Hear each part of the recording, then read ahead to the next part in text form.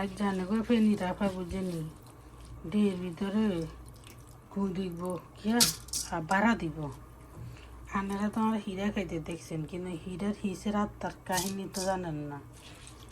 আমি হীরা খোলা জালি হীরা এনে বানাই, রাইচ্ছে চাইলে গুঁড়ে ভিজে রাখি, তারপরে সকালে গুঁড়ে দুই আর ডেই কি গুঁড়া খাইছি জানেননি, ইয়েছে যে ডেই ইয়েতে বাড়া বান্ধি, তারপরে যাই খোলা জাহিলি হীরা বানাই খাই।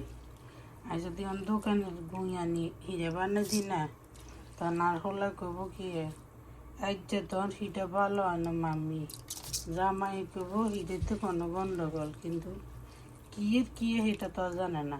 তো কব গন্ডগোল, খোলাইও কব খোলার বাপেও কব। এগুলো কষ্ট হইল এরকম করে প্রতিদিন সেগুলো দেশি জিনিস খাবার চেষ্টা করি। অন্যান্য খায় না, খালি খোলা জালি এটা খায় ধনু গায়ে হলাম আইনে।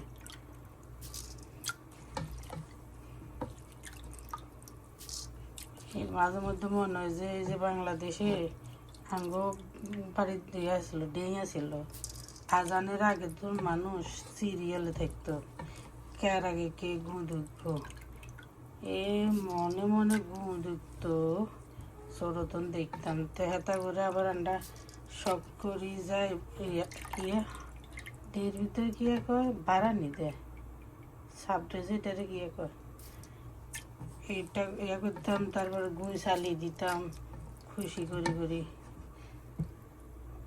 এরপরে তো না নাইও মনে হয় আছে নিয়ে জানি না, মেলা বছর আগের কথা কইয়ে।